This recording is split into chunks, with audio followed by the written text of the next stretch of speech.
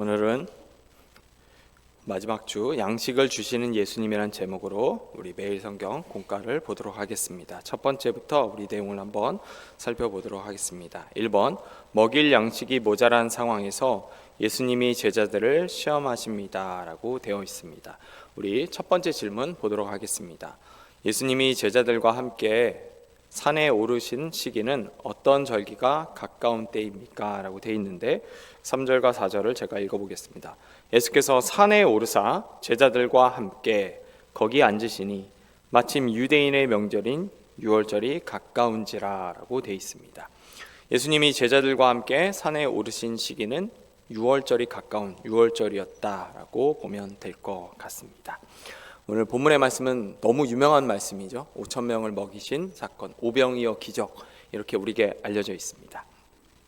오늘 본문은 6월절이 다가왔을 때 예수님이 제자들과 함께 산에 오른 장면, 첫 번째 6월절, 두 번째 예수님이 제자들과 함께 산에 오른 장면, 그리고 마지막 들판에 모여있는 큰 무리를 먹이는 장면으로 구성되어 있다고 할 수 있습니다. 요한복음을 읽는 사람들은 이제 본인들의 역사잖아요. 그래서 아마 출애굽기의 사건들을 어느 정도 이제 알고 있었을 겁니다. 우리도 이제 그 조선 시대의 역사를 아주 자세하게는 모르지만 큰 사건들은 다 기억하시잖아요. 그래서 누가 누구를 죽였고 누구를 왕으로 세웠고 뭐 이런 부분들 잘 아시는 것처럼 유대인들도 자신의 역사이기 때문에 출애굽기에 대한 역사를 아마 잘 알 거고 아마 여러분들도 잘 알 거라고 제가 생각을 합니다. 예를 들어 10가지 재앙, 유월절, 또 홍해를 건너는 사건, 또 시내산에서 십계명을 받는 사건, 그리고 광야에서 하나님이 만나로 이스라엘 백성들을 먹인 사건들, 이거 다 이제 우리가 어느 정도 알고 있죠. 제가 이렇게 보니까 출애굽기 사건을 기억한 다음에 이 오병이어 기적이 나와 있는 본문을 읽으면 이런 감탄이 나오더라고요. 왜 그러냐면 여러분, 모세가 여호수아와 함께 그 시내산에 오르는 장면이 있습니다. 마찬가지로 오늘 본문에도 예수님이 제자들과 함께 그 산에 올랐다고 얘기를 하십니다. 비슷하죠? 그런가 하면 우리가 다 알고 있는 것처럼 하나님께서 광야 시절에 이스라엘에게 만나를 내려주셔서 이스라엘 백성들의 배를 채우십니다. 마찬가지로 여러분, 예수님이 산에 제자들과 함께 오른 다음에 들판에 있는 큰 무리를 먹이시지요. 그렇죠? 내용이 서로 겹치죠. 실제로 요한복음의 오병이어 이야기를 할 때 출애굽기의 구원의 이야기를 가져왔다라고도 얘기를 합니다. 이걸 요즘 말로 하면 영화 그 오마주 아시죠, 여러분? 오마주 했다라고 하는 거. 그대로 이제 따라하는 거 있잖아요. 그런 거라고 봐도 좋지 않을까라고 생각을 합니다. 우리 그 생각을 가지고 우리 질문을 또 살펴보도록 하겠습니다. 우리 2번과 3번 질문을 먼저 같이 살펴보겠습니다. 2번, 큰 무리가 자기에게 다가오자 예수님은 빌립에게 뭐라고 말씀하셨습니까? 라고 되어 있는데요. 5절을 보면 우리 한번 같이 읽겠습니다. 5절에 예수께서 눈을 들어 큰 무리가 자기에게로 오는 것을 보시고 빌립에게 이르시되 우리가 어디서 떡을 사서 이 사람들을 먹이겠느냐 하시니, 큰 무리가 예수님에게 다가오자 예수님은 빌립에게 우리가 어디서 떡을 사서 이 사람들을 먹이겠냐라고 질문을 하십니다. 그에 대한 대답이 세 번째 질문으로 연결이 됩니다. 세 번째 질문, 예수님이 빌립을 시험하고자 하신 말씀에 빌립은 어떻게 대답을 하죠? 6절과 7절인데 제가 읽어보겠습니다. 이렇게 말씀하심은 신이 어떻게 하실지를 아시고 빌립을 시험하고자 하심이라. 빌립이 대답하되 각 사람으로 조금씩 받게 할지라도 200데나리온의 떡이 부족하리이다 라고 되어 있습니다. 지금 예수님은 믿음에 관한 질문을 이제 하신 겁니다. 우리 이전에 지난주에 봤던 본문 38년 된 병자를 고치신 사건, 또 그 전에는 가나안의 혼인잔치, 물이 포도주가 된 사건, 이 기적들, 표적들을 보여주면서 예수가 누구인지, 예수가 하나님인지를 분명하게 보여주고 계셨어요. 요번도 같은 표적 중 하나인데 예수님은 제자들을 이제 믿음을 성장시킬 겸 이제 시험에 관해서 질문을 하는 거죠. 믿음에 관해서. 이 많은 사람들 못 먹입니다. 우리의 한계를 느껴야 돼요. 그러면 그 한계를 느낄 때 우리가 누구에게 도움을 요청해야 되는지를 예수님은 알기 원하셨던 거죠. 그래서 빌립에게 일부러 물어보세요. 빌립을 포함한 모든 제자에게 물었다고 할 수 있죠. 이 많은 사람들을 먹여야 되는데 이 많은 사람들을 어떻게 해야 먹일 수 있을까? 그때 예수님이 바랬던 대답은 아마도, 제가 상상하건대 아마도 예수님, 저희는 그럴 힘이 없습니다. 하지만 주님이신 예수님은 가능합니다. 왜냐? 하나님께서 우리 믿음의 선배였던, 조상들이었던 이스라엘 백성들을 광야에서도 만나로 먹이셨지 않습니까? 이걸 원하셨던 것 같아요. 그런데 빌립은 믿음의 질문에 대해서 믿음으로 답변하지 않고 세상적인 산수로 바꿔버립니다. 예수님은 믿음으로 질문하셨는데 빌립은 어떻게 하죠? 많은 사람들 200데나리온의 떡이 없습니다. 그러니까 산수로 바꾼 거죠. 어떻게 생각한다면 빌립은 굉장히 합리적이고 세련된 사람이라고 얘기를 할 수 있어요. 근데 문제는 예수님은 그걸 물어본 게 아니죠. 예수님이 그걸 모를 리가 없죠. 많은 사람들 몇 명이나 필요하니, 이 한 사람당 얼마의 돈이 들어갈 것 같니? 이걸 물어보신 게 아니죠. 너희가 진짜 알아야 되는 것은 누가 주님이시고 주님이 무엇을 할 수 있는지 알고 있니? 이 질문을 했다고 할 수 있습니다. 그래서 나눔 1을 보도록 하겠습니다. 나눔 1, 예수님이 이 큰 무리를 먹일 떡을 어디서 사겠느냐라고 질문하신 것은 제자들의 믿음을 보시기 위함이었습니다. 빌립은 지극히 이성적인 대답을 내놓고 현실에 좌절합니다.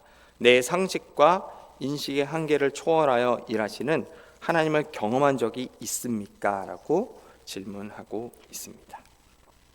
두 번째, 우리 살펴보도록 하겠습니다. 2번입니다. 예수님은 보리떡 5개와 물고기 2마리로 5,000명을 먹이십니다. 입니다. 우리 첫 번째 질문 한번 보도록 하겠습니다. 1번, 안드레가 예수님 앞에 가져온 것은 무엇입니까? 우리 8절과 9절인데요. 읽어보겠습니다. 제자 중 하나 곧 시몬 베드로 형제 안드레가 예수께 여짜오되 여기 한 아이가 있어 보리떡 5개와 사람에게 얼마나 되겠사옵나이까. 안드레가 예수님 앞에 가져온 것은 한 아이가 드린 거죠.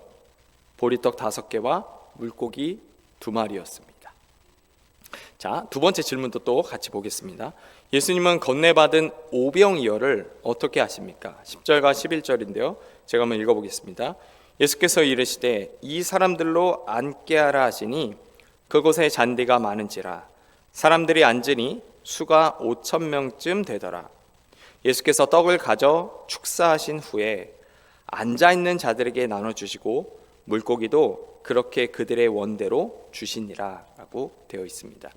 예수님은 건네받은 오병이어를 떡과 물고기를 들고 축사한 후에 5,000명이 되는 무리에게 나누어 줬다고 하십니다. 예수님이 먹이신 숫자는 대략 이제 성경에는 그 남자만 기록되던 시대였기 때문에 여성과 아이를 포함하면 10,000명은 좋게 넘지 않았을까라고 이야기를 하십니다. 근데 여러분 여기서 보면 지금 첫 번째 빌립이 믿음에 관한 질문에 대해서 세상적으로 대답했잖아요. 믿음에 관한 질문을 이제 산수로 바꿨죠. 그리고 나서 한 아이가 가져온 것을 안드레가 받아서 예수님께 드리는데 안드레는 믿음으로 드렸을까요? 안드레 역시 믿음으로 드리지 않았죠. 대화를 보면 안드레 역시 마지못해 못마땅하다는 마음으로 드렸어요. 그러니까 지금 제자들은 예수님 옆에서 십자가 사건이 일어나기 전 그리고 십자가 사건 이후 부활하신 예수님을 만나기 전까지 예수님은 그 수많은 기적을 보고도 예수님이 하나님이라는 것, 능치 못함이 없다는 것을 믿지 못했습니다. 사실 우리도 그렇지 않나요? 교회를 오래 다니지만 십자가를 통과하지 못하면 세례를 받고 구주로 예수를 고백했지만 십자가를 통과하는 경험이 없으면 성경을 읽어도 이게 뭐가 다르지? 이런 질문이 던져져요.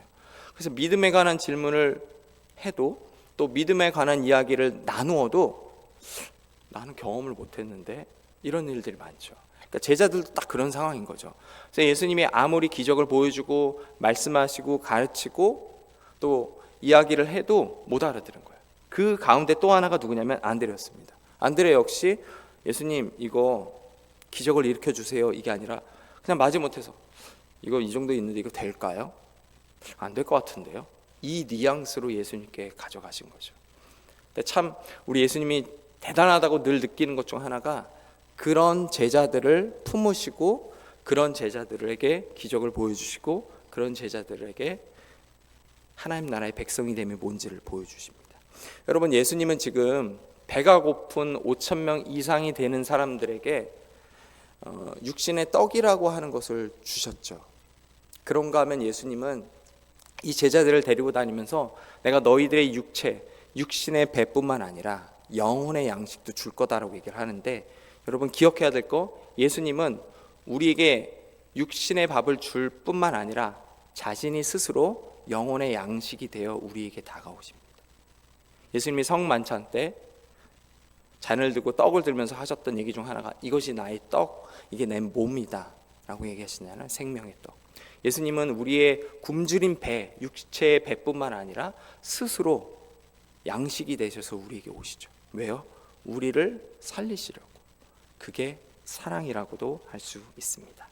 우리 세 번째 보도록 하겠습니다. 배부르게 먹고 생기가 돈 백성은 어떤 일을 시도합니까? 라고 되어 있는데 15절입니다. 같이 읽겠습니다.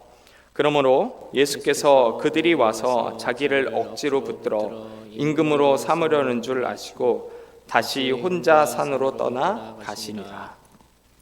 배부르게 먹고 생기가 돈 백성은 예수님을 억지로 붙들어 임금을 삼으려 했다고 합니다. 제가 말씀을 준비하면서 묵상할 때 가장 먼저 떠올랐던 것 중 하나가 십자가를 자기 야망의 도구로 삼는 삶이었습니다. 그 사랑의 교회를 개척했던 고옥하는 목사님이 그 설계했던 내용 중에 아무리 바빠도 하루 10분 십자가를 묵상하면 하나님이 오늘을 살아갈 힘을 주신다고 이야기했던 그 메시지가 있습니다. 근데 여러분, 십자가를 이렇게 묵상하면 하나님이 분명히 살아갈 힘을 주시지만 또 한편으로는 내가 지고 갈 십자가가 보이죠. 근데 제가 사역을 길게 한 건 아니지만 사역을 하면서 몇 가지 발견한 것 중 하나가 십자가를 자기 야망의 도구로 삼는 분들이 생각보다 많았다는 겁니다. 저도 그럴 뻔한 적, 넘어질 뻔한 적이 굉장히 많았습니다. 여러분, 제가 이렇게 어른 사역은 아니지만 사역을 할 때 보니까 이렇게 숫자도 늘고 또 아무리 해도 숫자가 늘지 않고 몇 번 경험을 했습니다. 그러면서 목회는 뿌리는 목회가 있고 거두는 목회도 있구나. 어떤 경우에는 둘 다를 경험할 수 있구나. 이걸 제가 알게 됐어요. 한 번은 제가 사역을 하는데 그 나이가 좀 계신 그 여자 전도사님과 같이 교회 부임을 해서 사역을 하기 시작을 했습니다. 저는 중고등부고요. 그분은 유초등부였어요. 1년이 지날 무렵 담임 목사님이 전도사님을 내보내셨어요. 근데 제가 볼 때는 너무 잘하고 계셨거든요. 그래서 제가 여쭤봤어요. 그냥 함께 사역해도 될 것 같은데 왜 내보내시냐고. 그러니까 아직 당회엔 얘기하지 않았지만 이미 결정을 하셨다는 거예요. 그리고 새로운 전도사님이 안 오면 저보고 맡아서 하래요. 네 하고 그때는 이제 같이 하겠습니다 했는데, 여러분 4개월이 됐을 때 4명에서 6명이었던 아이들이 22명이 됐습니다. 4개월이요. 제가 이 정도 됩니다. 5월 5일하고 6월 요 사이에 딱 들어왔을 때 정확하게 37명이 찍혔어요. 이 정도 됩니다. 그때 성도분들이 오 목사 사역 잘하네 이렇게 얘기를 했어요. 문제는 중고등부를 한 명도 안 늘었어요. 제가 설교할 때 다들 이렇게 잘하는 것 같다 얘기하길래 제가 초를 좀 쳤습니다. 이거 제가 잘해서 그런 게 아니라요, 이전 전도사님이 뿌려놓은 씨앗이 열매가 됐는데 그걸 제가 그냥 거둔 것뿐입니다. 어떻게 됐을까요? 담임 목사님 불려가지고 혼났어요. 그거 그렇게 얘기하면 안 된다고. 그거 본인이 잘한 거라고. 근데 여러분 보세요. 저는 한 게 없거든요. 그때 예배가 9시였습니다. 중고등부도 9시였어요. 그래서 유초등부 예배를 가자마자 설교를 드리고 저는 공과 이런 거 아무것도 안 하고 바로 내려가서 중고등부를 담당을 했어요. 전 설교밖에 안 했어요. 심지어 전도도 하나도 안 했습니다. 제가 잘한 겁니까? 아니에요. 제 앞전에 눈물로 씨앗을 뿌렸던 전도사님이 뿌렸던 그 씨앗이 열매 맺은 거를 딴 것뿐이 없어요. 제가 그때 굉장히 겁난 것 중 하나가 교만하다 뭐 그런 게 아니라 혹시 덜 익은 열매인데 내가 거둔 거 아닐까? 덜 익은 열매인데 제가 거뒀으면 그 다음에 또 씨앗을 또 뿌려야 되는데 그 기간 동안 메마른 땅입니다. 여러분, 제가 중고등부를 한 5년 동안 열심히 했습니다. 2군데 교회에서 5년 동안 열심히 했어요. 한 군데에서는 열매가 하나도 없었어요. 처음 갔을 때 9명이었습니다. 늘어난 게 딱 11명, 2명 늘었어요. 2명 는 거는 초등학교 애들이 올라와서 늘었어요. 그 다음에 그 초등부 부흥했던 그 교회에서는 사역을 할 때 5년이 딱 지나니까 열매가 맺어져요. 근데 중간에 담임 목사님이 초등부가 다시 열매가 없으니까 새로 안 뽑으시고 저를 그쪽으로 보내면서 전도사님 한 분을 올려놓으셨어요. 근데 전도사님이 하자마자 열매가 막 맺어지는 거예요. 제가 전도사님한테 물어봤어요. 전도사님 내년에도 계실 거죠? 모르겠대요. 제가 일부러 1, 4분기, 2, 4분기, 3, 4분기 물어봤습니다. 모르겠대요. 기도 중이래요. 근데 제가 겁난 거는 내가 5년 동안 뿌린 씨앗이 있는데 이거 지금 거두면 안 될 텐데. 근데 나중에 그분이 1년 뒤에 나가십니다. 저한테 분명히 모른다고 했거든요. 담임 목사님이 그러시더라고요. 이미 1년 맡으면서 1년만 하고 나가기로 했다고. 울며 겨자 먹기로 제가 싫었던 중고등부를 맡았습니다. 어떻게 됐을까요? 싹 나갔어요. 제가 그때 배운 거, 뿌린 게 없으면 거둘 게 없다. 가끔 그런 분들 계시거든요. 내가 한 2, 3년 하니까 막 5명이었던 게 막 30명 되고 100년 된다. 제가 그런 분들 만날 때 딱 한마디 합니다. 개척하시면 되겠네요. 그럼 조용해져요. 왜요? 부흥 지금 얘기하셨잖아요. 2, 3년 했는데 그렇게 열매가 맺었으면 다른 데 가서도 가능하지 않나요? 조용해집니다. 개척할 때. 근데 여러분 2, 3년 해갖고 부흥이 그렇게 되잖아요. 그럼 다른 데 가서 개척하면 됩니다. 우리 사랑의 교회 개척하셨던 고 카르 목사님이 그 담임으로 계셨을 때 청소년부 보시고 어느 청소년부가 너무 잘 돼갖고 담당 목사님 보고 너는 개척해라 해갖고 그분이 나가서 개척한 교회가 본당 우리 교회입니다. 이찬수 목사님. 여러분 영락교회에서 가장 젊은 목사님이 성경 공부를 하시는데 너무 인기가 많아갖고 그 복도에 교실 창문을 뜯어갖고 복도에서도 성도분들이 젊은 분들까지 전부 모였고 그 성경 공부를 했다고 해요. 그분이 젊은 나이에 그 동안교회라고 있습니다. 통합측에 동안교회 가서 담임이 되셨는데 부흥을 하셨어요. 그래서 리모델링을 했습니다. 재건축을 한 거죠. 그리고 늦은 나이에 개척을 했습니다. 그 교회가 높은 뜻 승리교회 김동호 목사님이에요. 여러분 하영재 목사님이 그 온누리교회 하실 때 지금도 있는 걸로 알고 있는데 열린 예배라는 걸 해갖고 바뀐 패러다임에 속하는 그 다음 세대부터 시작해서 그 새로운 분들에게 복음을 전하려고 열린 예배를 만들었습니다. 그거 보고 배 아파하셨던 분이 오카는 목사님이세요. 그래갖고 90년대에 여러분 목회자가 이혼하면 생명 끝입니다. 아시죠? 지금하고 달라갖고 90년대에 목회자가 이혼 경력이 있으면 목회자로 더 이상 살아갈 수가 없어요. 근데 미국에 한 분이 5명을 모아놓고 비그리스도인들을 위해서 복음을 전하고 성경 공부를 하는데 그게 마음에 든다고 오카는 목사님이 직접 가고 데려오셨어요. 그러고 나서 사나이 교회 열린 예배 같은 비그리스도인을 위한 예배가 생깁니다. 그분이 그걸 했는데 막 숫자적으로 부흥이 되는 거예요. 그분이 오카는 목사님한테 가고 이렇게 얘기했대요. 목사님 저 개척하겠습니다. 오카는 목사님이 그래 해라. 네가 제일 마음에 들어하는 사람은 데리고 나가. 그게 어디죠? 나들목교회 김용구 목사님. 내가 2년하고 3년 했는데 부흥이 됐어요? 그럼 개척하면 돼요. 근데 대부분 거기서는 개척하면 되겠네요 이러면 다 입을 다물립니다. 왜 그럴까요? 아닌 거 알거든요. 제가 우리 교회에서 이거 비슷한 얘기하고 나서 제가 끝에 이렇게 얘기했거든요. 이거 또 하라고 하면 저 못합니다. 저 못해요. 그냥 시간이 잘 맞아서 정말 하나님이 저를 불쌍히 여기셔갖고 은혜를 한번 맛보게 한 것, 숫자적 부흥을 맛보게 한 것 뿐이지 실제로 하면 실제 저보고 개척하라고 하나님 얘기하시면 저는 아마 그럴 것 같아요. 주님 저는 그럴 만한 힘이 없고요. 아무 능력도 없습니다. 저 솔직하게 진짜 그렇게 얘기를 하거든요. 그래서 그때 담임 목사님 불러다가 저어놓고 그렇게 얘기하면 안 돼 이렇게 얘기했을 때 목사님 오늘 설교 보니까 모세하고 여호수아 바톤 터치던데요. 여호수아 이스라엘 땅 들어갈 때 그 군대 같은 국가 이스라엘 누가 만들었죠? 제가 이렇게 하고 나왔어요. 또 혼났겠죠. 근데 여러분 십자가를 자기 야망의 도구로 삼잖아요. 그러면 작은 열매에도 우쭐하게 됩니다. 제가 평생 싸우려고 하는 것 중 하나가 이거예요. 평생 싸우려고 하는 거. 근데 여러분 이게 저만 그럴까요? 여기서 말씀을 듣고 있는 우리 모두도 그렇죠. 우리가 틈만 나면 한눈만 팔면 마귀는 늘 야 너가 하나님처럼 될 수 있어. 왜 그래? 이렇게 얘기해요. 오늘 본문의 말씀을 보니까 기적을 맛보았던 이 큰 무리들이 예수님을 자기 왕으로 삼으려고 합니다. 근데 여러분 우리가 늘 기억해야 될 것 중 하나 십자가를 자기 야망의 도구로 삼는 모든 한 개인이나 공동체나 심지어 그 어떤 교회가 세상으로부터 칭찬을 받아도 그 안에는 우리 주 예수 그리스도가 없습니다. 오늘 본문을 보니까 자기를 왕으로 삼으렸던 그 큰 무리들을 피해서 예수님은 자리를 떠나고 있습니다. 오늘 이 자리에 있는 우리에게 하나님이 도전하시는 거죠. 기적을 맛보았고 또 하나님이 누구신지 안다. 그런데 내 십자가는 내가 지고 가는 거지. 그걸 가지고 나의 욕심과 야망의 도구로 삼으면 안 된다 라고 할 수 있습니다.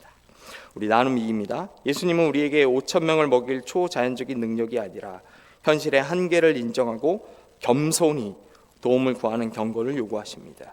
우리의 가정, 공동체, 사회의 결핍과 필요는 무엇입니까? 결핍과 필요를 주께 아뢰면 도움을 구합시다. 나눔 3입니다. 예수님은 물질적 결핍만 해결하기 위해 이 땅에 오신 분이 아닙니다. 더 큰 영적 결핍인 죄와 사망의 굴레에서 인류를 구원하기 위해 이 땅에 오셨습니다. 예수님을 문제 해결사로만 생각한 적은 없습니까? 내가 따르는 예수님은 어떤 분인지 이야기해 봅시다 라고 되어 있습니다. 오늘 본문의 말씀은 육신의 배고픔을 넘어 영원한 생명을 주실 뿐만 아니라 예수님 자신이 그 영원한 생명이 되었음을 보여준 사건이었다고 할 수 있습니다.